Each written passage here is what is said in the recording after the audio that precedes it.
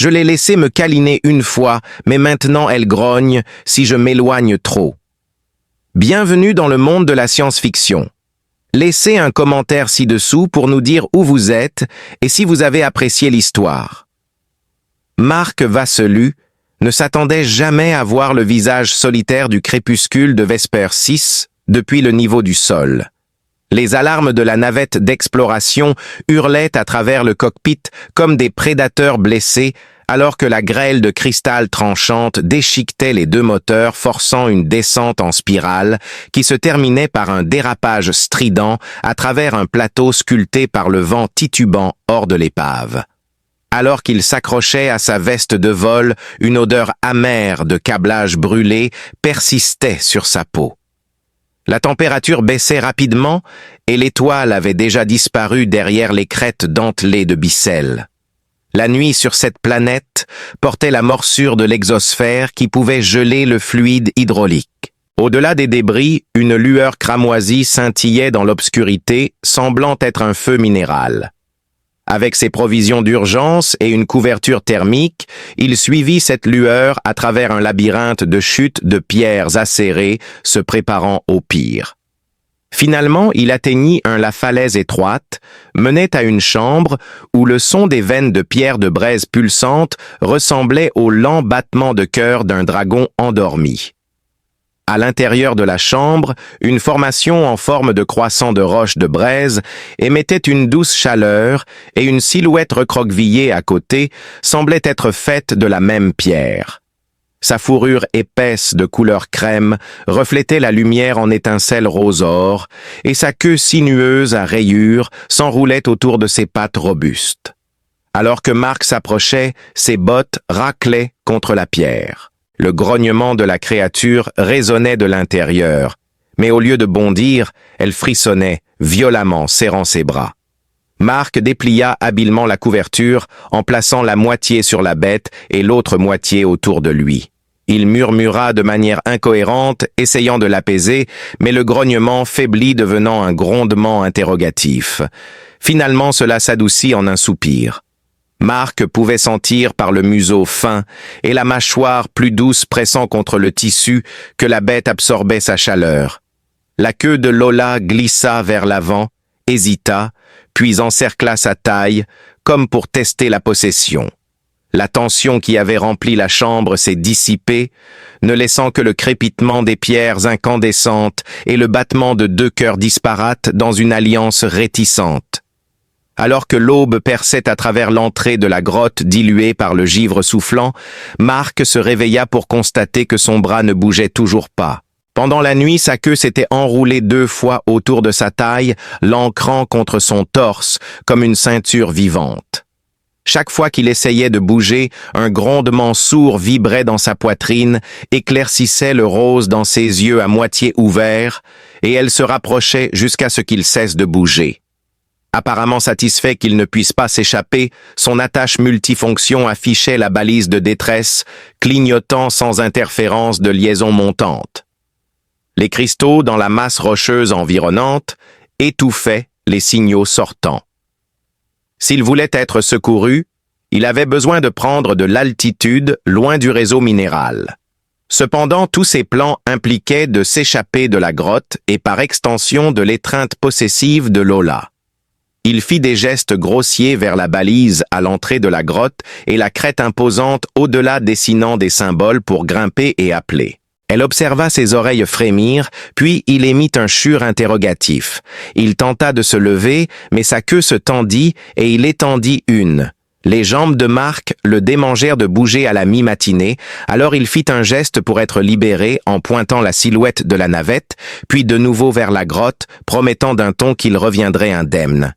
Lola lui donna une tape rassurante sur la fourrure et attendit lentement, comme si elle négociait les termes d'un contrat tacite. Lola déroula sa queue avec grâce, mais elle restait toujours enroulée autour de sa cheville, une chaîne vivante de chaleur et d'épuisement. Finalement, elle se faufila autour de lui comme une ombre. Dès qu'il sortit, elle se rapprocha suffisamment pour que sa fourrure effleure sa manche. Il marchait sur le basalte, trébuchant sur des congères qui reflétaient la pâle lumière du soleil. ils passèrent devant des colonnes de vapeur s'élevant des fissures où le magma mijotait. Au milieu des débris, Mark récupéra un noyau d'alimentation portable et une bobine de câble. Lola reniflait autour du périmètre le nez levé pour capter les odeurs dans le vent. 2 fois, elle a sifflé vers l'horizon, où elle a vu des éclats métalliques se déplacer en motif de recherche. Mark ressentit Il ressentit une pointe de culpabilité en remarquant que les numéros de série de l'entreprise sur le châssis correspondaient à la chaîne d'approvisionnement de son employeur. Ses tentatives d'explication tombèrent à plat, alors il serra le poing et secoua la tête en direction des machines lointaines. Il lui offrit ensuite la couverture qu'il avait récupérée. Ses yeux s'écarquillèrent alors qu'elle fixait ses iris roses particuliers, essayant de comprendre. Au lieu de s'envelopper dedans, elle tira les coins confortablement comme pour le déclarer son protecteur. Alors qu'il retournait à la grotte, elle rattacha sa queue autour de sa taille, mais cette fois-ci, c'était. Alors que Mark installait la cellule énergétique à côté de la roche de braise pour augmenter sa production, il raconta à Lola son plan de gravir la crête la nuit et de trouver un relais de communication qui, disait-on, se trouvait au-delà du champ de cristal. Lola hocha la tête en signe d'accord et posa sa tête sur sa clavicule, se jurant silencieusement qu'elle ne serait jamais à plus d'un battement de cœur derrière lui. Le lendemain, Vesper 6 commença par un vent sifflant bas qui se faufilait à travers les fissures dans la pierre, apportant avec lui la menace de Mark, se redressa lentement, ses muscles endoloris, à cause de son sommeil sur un sol inégal et sous une couverture qui sentait plus la fourrure de femme bête que le tissu de survie. Lola restait en partie drapée sur lui, son poids ne l'écrasant pas, mais le faisant se sentir protégé. Ses yeux roses brillants s'ouvrirent, sans alarme l'étudiant, avec l'intensité somnolente de quelque chose de sauvage qui avait décidé de ne pas mordre pour l'instant. La queue était de nouveau autour de sa taille, mais cette fois-ci, c'était une boucle lâche, mais il était évident qu'elle était toujours là. Il ne s'attendait pas à être séparé lorsqu'il a cherché les rations d'urgence dans son sac. Elle observait chacun de ses mouvements lorsqu'il lui offrit un morceau. Elle le renifla, fronça le nez, puis le mâcha lentement, comme si elle testait sa saveur et sa confiance en lui. Il considérait cela comme une victoire, car il ne pouvait pas se permettre de rester dans la grotte pour toujours. Son balise était inutile à cette distance, bloquée par les cristaux amortisseurs d'énergie incrustés dans les falaises environnantes. À en juger par les données encore stockées dans son module de poignet, il devait commencer à bouger, mais chaque fois qu'il se levait, Lola le suivait avec une précision presque comique, la queue frétillante et les oreilles dressées comme une ombre féline, avec un instinct protecteur. Ce n'était pas qu'elle était territoriale, mais plutôt qu'elle l'avait revendiqué d'une manière profondément instinctive qu'il ne comprenait pas encore. Ses bottes étaient à moitié dégelées par la proximité de la roche de braise pendant la nuit, et ses nerfs n'étaient de guère mieux. Ils finirent par trouver un accord. Mark explorerait et Lola l'accompagnerait. Mark était perplexe devant sa capacité à marcher pieds nus à travers la roche glaciale et la neige sans broncher, mais elle semblait parfaitement adaptée à ce monde rude. Lola explorait devant lui, dessinant des cartes imaginaires dans la suie sur le sol de la grotte. Cependant, lorsqu'il sortit et s'éloigna de quelques mètres vers la crête, elle grogna non pas par colère, mais comme un avertissement de rester en vue. Lola manœuvrait gracieusement à travers un terrain accidenté, s'arrêtant de temps en temps pour renifler le vent ou lui signaler d'avancer. Leur vocabulaire limité leur permettait de communiquer par des regards et des gestes, ce qui les maintenait en vie. À un moment donné, ils ont rencontré une profonde crevasse, partiellement enjambée par un arbre de basalte, tombée, mais Lola s'est mise à genoux et a glissé à travers, ne s'arrêtant qu'à l'occasion d'une surface inégale. De l'autre côté, sa queue se courbait comme un point d'interrogation. Alors qu'il réussissait à traverser sans glisser, elle le poussa avec son épaule et fit un doux bruit qui ressemblait à un rire chaud et guttural. Le soleil ne se levait jamais vraiment sur Vesper 6, ne faisant que changer de nuances de bleu argenté. À mi-cycle, ils avaient atteint un plateau où le scanner de Mark a révélé un faible signal, un écho d'un nœud de relais enfoui sous une croûte de givre. Le nœud était mort, ses cellules solaires étouffées par la poussière et la neige, mais le plat de relais était intact, alors il pouvait utiliser le noyau récupéré pour l'alimenter. Alors qu'il commençait à déballer des outils et à dérouler des fils du vaisseau, il pourrait émettre un signal de détresse suffisamment longtemps pour qu'un vaisseau de passage le capte. Lola s'accroupit à proximité, observant les drones dans le ciel. Mark plongea derrière le réseau détruit et la tira avec lui en entendant les drones qui sonnaient comme de faibles bourdonnements d'insectes portés par le vent. Lola était en état d'alerte maximale, les poils hérissés et son grognement bas et régulier comme un tonnerre lointain. Lulabi, visiblement anxieuse et sur les nerfs, serra la mâchoire et enfonça ses ongles dans la roche. Elle avait peur, mais pas pour elle-même. Elle avait peur de le protéger du drone qui continuait son chemin probablement à la recherche de signatures thermiques ou de balises biométriques. La combinaison de Mark était passée en mode basse émission dès qu'il avait activé le protocole d'urgence. S'ils apercevaient Lulabi, ils se jetteraient sur elle comme des vautours. Mark avait lu des informations sur ces drones de chasse dans une section classifiée d'un rapport d'entreprise. Les braconniers les utilisaient pour traquer des espèces génétiquement précieuses. Alors que les skis se dégageaient et que le vent emportait les derniers échos des lames, Mark retourna à son travail sur le relais. Il grimpa sur le côté de la parabole et ouvrit un panneau rouillé, comprenant enfin pourquoi elle était restée cachée dans cette grotte éclairée par les braises et comment elle l'avait traité comme une enveloppe physique de sécurité en le gardant près d'elle. Ses yeux scrutaient constamment l'horizon, tandis qu'il travaillait rapidement, ses doigts tendus par le froid, échangeant des modules et insérant la cellule d'alimentation portable dans une prise de fortune. Un faible bourdonnement résonnait à travers la parabole et une faible lumière clignotante signalait un potentiel de 3%. Il murmura un juron, réalisant que ce n'était pas suffisant et qu'il avait besoin d'une ligne de rappel et d'une altitude plus élevée. L'idée de grimper à nouveau, entraînant Lola dans encore plus de danger, lui tordait les entrailles. Cependant, elle avança sans attendre d'instructions atteignant sa ceinture. Il cligna des yeux alors qu'elle lui offrait la bobine de câble de rechange. « Tu comprends ce que c'est ?» demanda-t-il à voix haute, sans attendre de réponse. Elle pencha la tête et parla lentement, et hésitamment sa voix à peine plus forte qu'un grognement.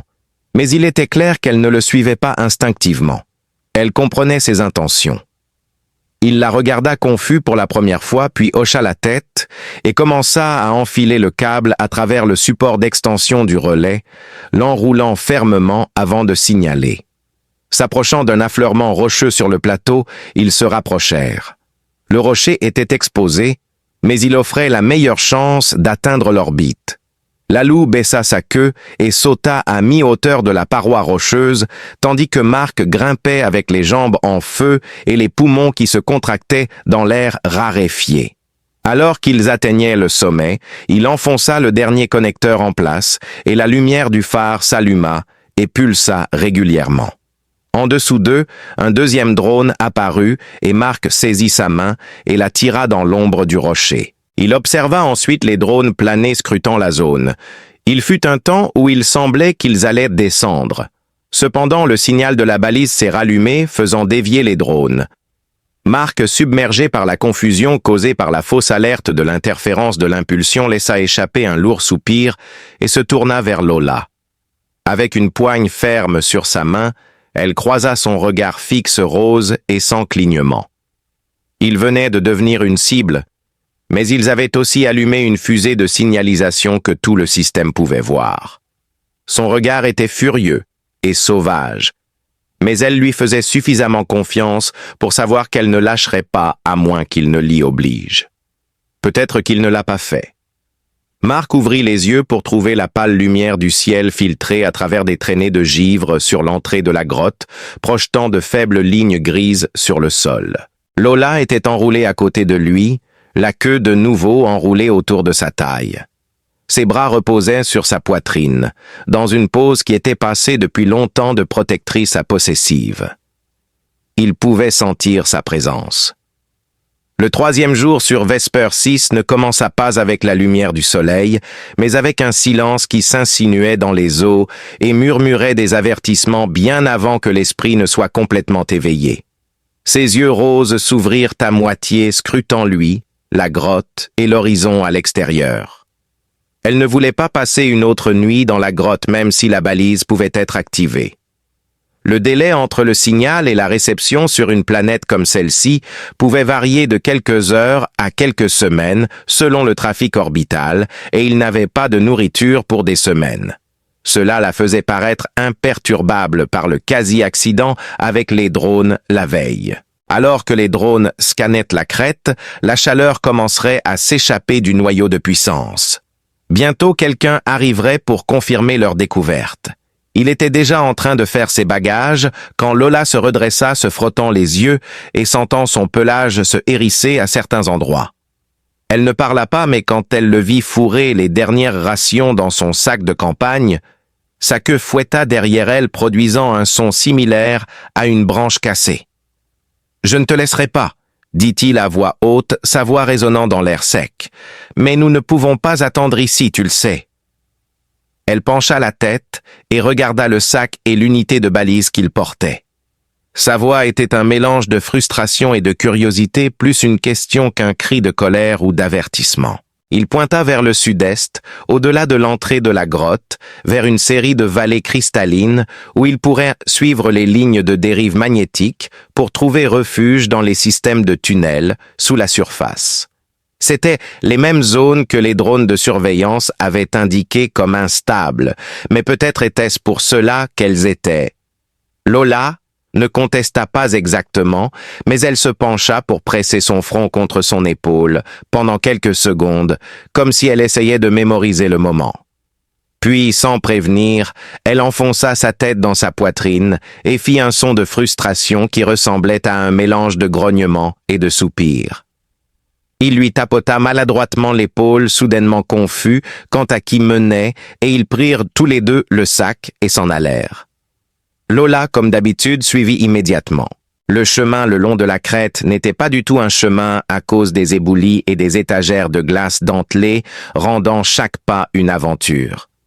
Lola attrapa la veste de Marc et le tira vers le haut comme s'il était une plume. Elle descendait les falaises comme une créature des falaises gracieuses et puissantes, ses griffes s'enfonçant dans la pierre, sans hésitation.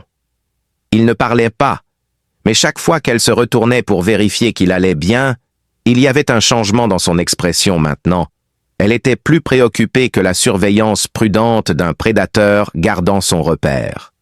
À midi, ils avaient atteint le bord de la vallée de cristal, avec ses flèches imposantes de quartz, bleu pâle, s'étendant vers le Marc, avaient vu des photos dans les banques de données, mais rien n'aurait pu le préparer au silence assourdissant qu'il allait vivre ici. Les flèches ne réfléchissaient pas le son, mais l'engloutissaient, faisant même paraître leurs pas comme avalés.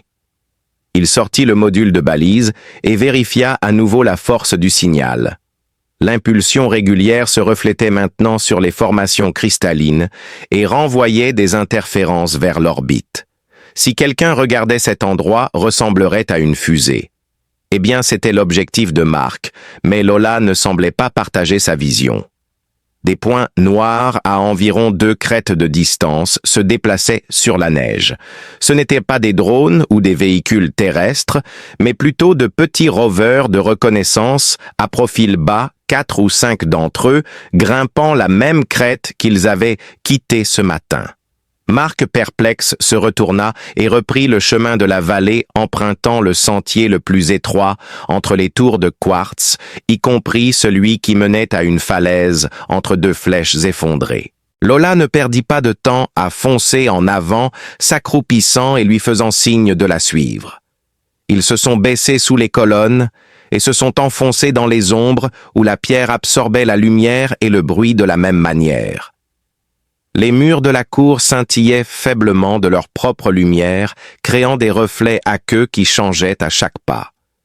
Marc retint son souffle et continua à marcher malgré la soudaine baisse du niveau du sol et une chute de température de 10 degrés. Finalement, ils atteignirent une chambre, un vaste espace ovale creusé dans le lit de quartz. Sur un sol fissuré et recouvert de pierres brisées de l'air chaud, montait lentement du sol à travers les évents. Lola s'agenouilla et posa sa paume sur une partie plate du mur. Elle pouvait voir qu'elle brillait légèrement lorsqu'elle la touchait. Puis, avec un sifflement, une partie de la pierre glissa vers l'intérieur, révélant un passage derrière. Avec un sourcil arqué, elle se tourna pour le regarder comme si elle le mettait au défi d'agir comme s'il était surpris. « Tu savais que c'était ici », murmura-t-il, semblant plus impressionné qu'irrité. Lola montra les dents, non pas en grognant, mais quelque chose. En entrant dans le tunnel caché, il ressentit une sensation de chaleur et d'étroitesse. Les murs pulsaient légèrement comme s'ils répondaient à une réaction minérale bioréactive plutôt qu'à la chaleur. C'était comme s'il marchait à travers les veines de la planète, et Lola se déplaçait comme si elle y appartenait ses griffes, tapant doucement contre la pierre et sa queue effleurant les murs de temps en temps, comme si elle saluait un vieil ami. Le passage s'ouvrait sur une caverne remplie de caisses de stockage d'équipements abandonnés, et Lullaby se déplaçait avec détermination à travers l'espace reniflant l'air une fois de plus. Elle souleva une bâche en toile pour révéler une trappe dissimulée en dessous. Une échelle menait vers l'obscurité. Marc hésita. « On y va !» Clairement, c'était le site d'un ancien campement soit habité par des braconniers, soit par des chercheurs. Sans dire un mot, elle descendit l'échelle et il la suivit. Ils émergèrent dans un tunnel plus raffiné, avec des poutres de soutien et des bandes lumineuses tamisées le long du plafond. L'éclairage était à peine vacillant, mais fonctionnel, et c'était de la vieille technologie peut-être même laissée par les premiers colons planétaires. Plus important encore, c'était caché et sécurisé. Lola était assise à côté d'une des consoles, le regard plein d'attente. « Cache-toi ici et attends », dit-elle lentement, les yeux fixés sur sa marque. Il hocha la tête et elle se blottit contre lui. Enroulant sa queue autour de leurs deux jambes, elle promit silencieusement que quoi qu'il y ait à l'extérieur, ils y feraient des faces ensemble. Le tunnel inférieur était étrangement silencieux. Seul le faible bourdonnement du noyau géothermal sous la croûte était audible. Lola était à moitié recroquevillée près du mur arrière de la chambre, les yeux fermés mais pas endormis, et ses oreilles tressaillaient légèrement à chaque bruit faible. Marc avait tenté de dormir, mais il ne pouvait pas se débarrasser du sentiment que quelque chose n'allait pas. Les 5 éclaireurs qu'ils avaient vus n'étaient pas en train de surveiller le terrain. Au lieu de cela, ils les suivaient probablement l'un ou les deux. Dès qu'ils ont allumé la balise et envoyé un signal constant, ils ont attiré l'attention des chasseurs, non pas des sauveteurs, mais de ceux du genre de Lola.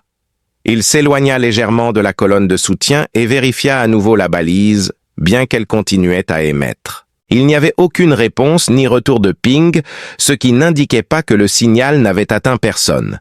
Cela signifiait simplement que personne n'avait répondu. Peut-être qu'ils attendaient ou que quelqu'un était en route. Peut-être que personne n'osait intervenir, mais il ne put s'empêcher de remarquer que Lola le fixait maintenant, avec un œil ouvert. Elle se redressa lentement, étira sa colonne vertébrale avec un profond roulement félin et se dirigea vers l'un des casiers de rangement. À l'intérieur, il trouva de vieux équipements qui étaient usés et poussiéreux, mais encore en bon état. Marc s'approcha du casier, retira un scanner portable et une unité de visière, et il balaya le scanner à travers la pièce, capturant de faibles signatures énergétiques plus profondément dans le complexe, tandis qu'une tablette de terrain fissurée restait principalement inerte. Lola inclina la tête et émit un petit son de soufflement comme si elle comprenait ou au moins reconnaissait le comportement. Il le lui tendit et pointa l'écran. Elle le prit avec une surprenante délicatesse, le tenant dans ses mains griffues, comme si elle l'avait déjà fait auparavant. Il demanda « Qui t'a appris ça ?» Elle ne répondit pas directement, mais top. Sa langue commerciale était lente et hésitante, mais suffisamment claire pour être suivie, alors qu'elle pointait l'une des lignes d'énergie accumulées à l'est sur l'écran et disait « Ancien repère plus sûr maintenant ». Mark hocha la tête et regarda la disposition de la carte. La signature énergétique qu'elle montrait du doigt courait sous la roche comme un réseau électrique enterré. Peu importait si c'était un avant-poste scientifique ou l'une des premières colonies, ils devaient quand même déménager. Ils ont suivi le chemin du signal à travers le système de tunnels qui s'ouvrait sur un couloir bordé de plexiglas fissuré et rouillé. Mark continua à scanner la zone en marchant, captant un flux constant de statique qui devenait de plus en plus fort à mesure qu'il s'enfonçait. Finalement, ils atteignirent un point de contrôle et Lola s'accroupit au bord de la fenêtre, observant les profondeurs avec une immobilité qui la faisait paraître sculptée dans la pierre elle-même. Les cadres de ce qui avait autrefois été des fenêtres d'observation s'étendaient au-delà d'eux, et une caverne souterraine sombre s'étendait au-delà de cela, avec des bassins profonds d'eau géothermique brillant d'un bleu pâle. Station partiellement recouverte de roches et de poussière, le terminal fissuré mais fonctionnel qu'il a allumé et a commencé à parcourir des fichiers corrompus et des journaux de données à la recherche d'indices sur l'installation, son abandon ses constructeurs, ou si d'autres stations étaient encore opérationnelles. Lola était assise à côté de lui, sa queue se tortillant en boucle lente et grognant occasionnellement contre le bruit statique comme si quelque chose allait sortir du mur. Finalement, il a ouvert l'un des journaux et a trouvé un fichier crypté avec suffisamment d'informations fragmentaires pour une traduction partielle. Il décrivait la capture d'une espèce indigène connue pour sa fourrure régénérative et comment ce Lola se pencha pour scruter l'écran et reconnut les symboles. Elle siffla doucement et se détourna. Les scientifiques savaient ce qu'ils faisaient.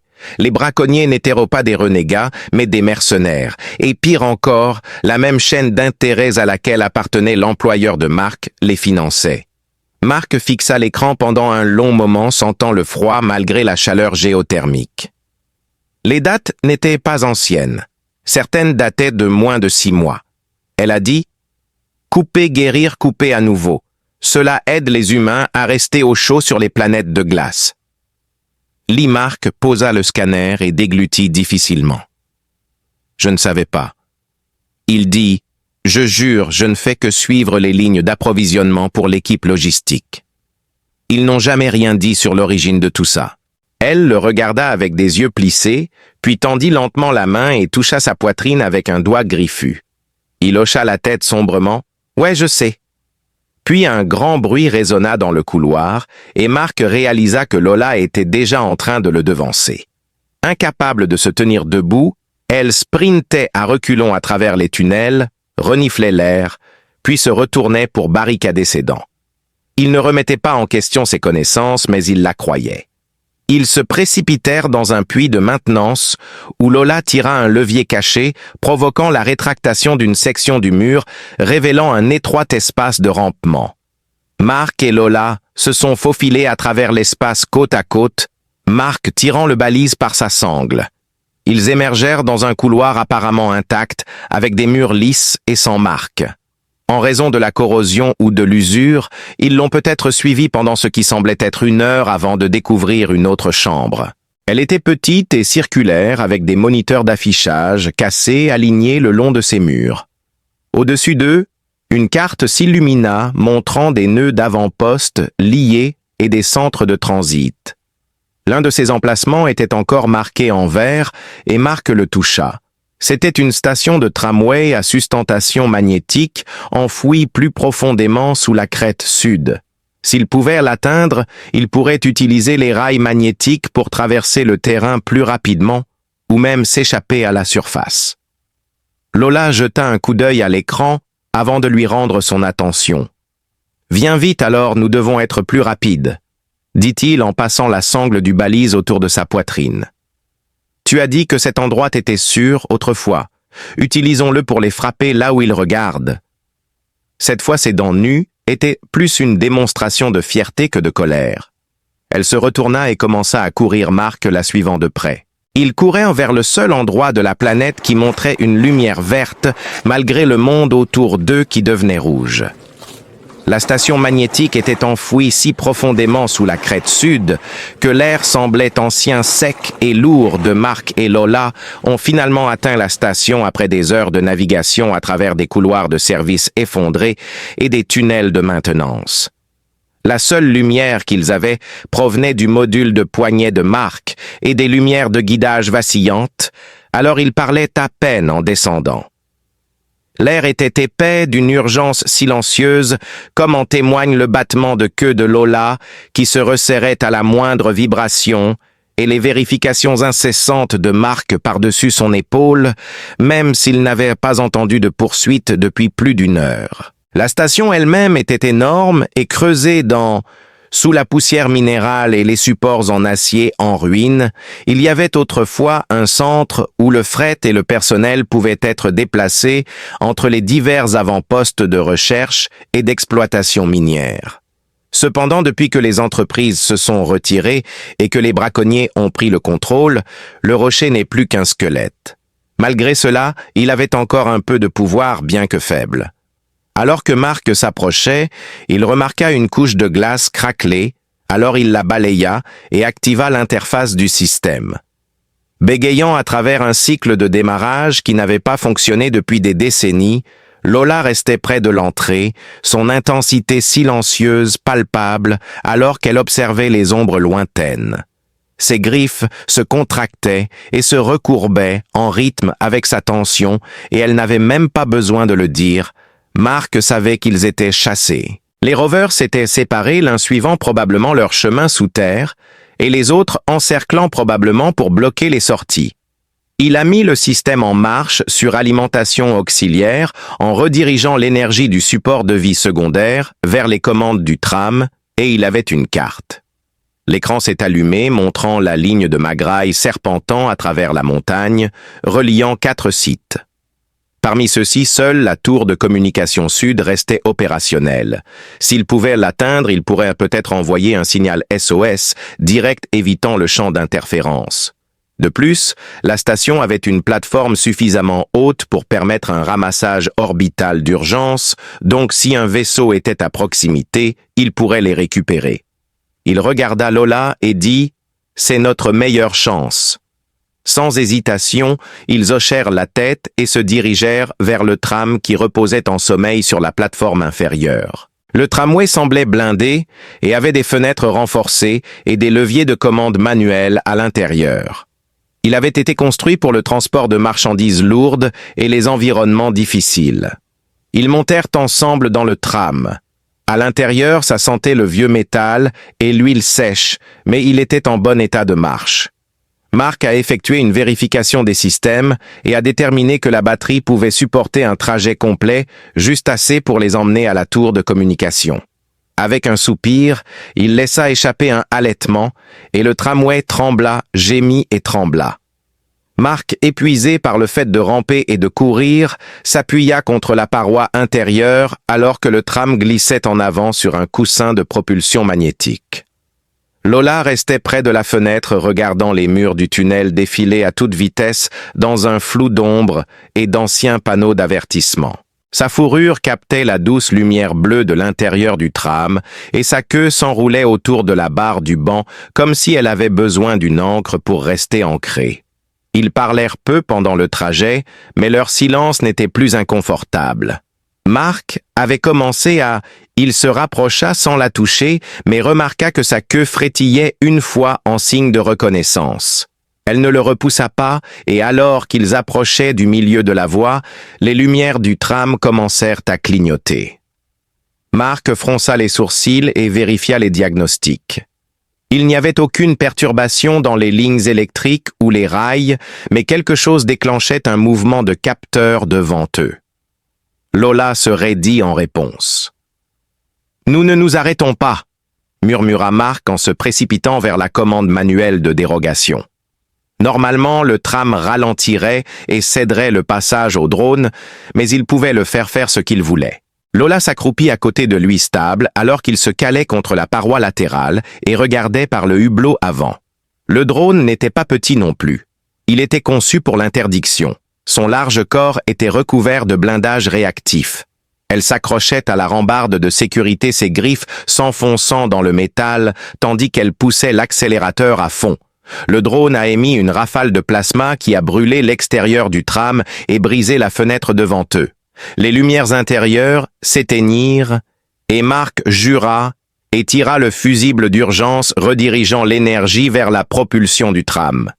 Juste avant l'impact, Lola montra les dents, sauta en avant et ouvrit la trappe d'urgence. Le vent rugissait dans la cabine alors qu'elle sautait et Mark ne pouvait pas voir ce qui se passait ensuite, juste un mélange de fourrure de griffes et de lumière de feu. Il regardait depuis le panneau latéral alors que le corps de Lola se mouvait dans une spirale terrifiante, tandis qu'elle déchiquetait la machine avec une grâce sauvage presque hypnotique. Des étincelles jaillirent alors que le drone essayait de s'élever, mais il heurta le sol du tunnel. Lola a sauté à l'écart et a roulé vers le tram, attrapant le rail d'une main, se balançant à l'intérieur juste au moment où le tram passait en rugissant devant les débris. Elle atterrit lourdement, haletante, sa fourrure brûlée, et struggling avec une marque noire s'agenouilla à côté d'elle, et il tirait déjà.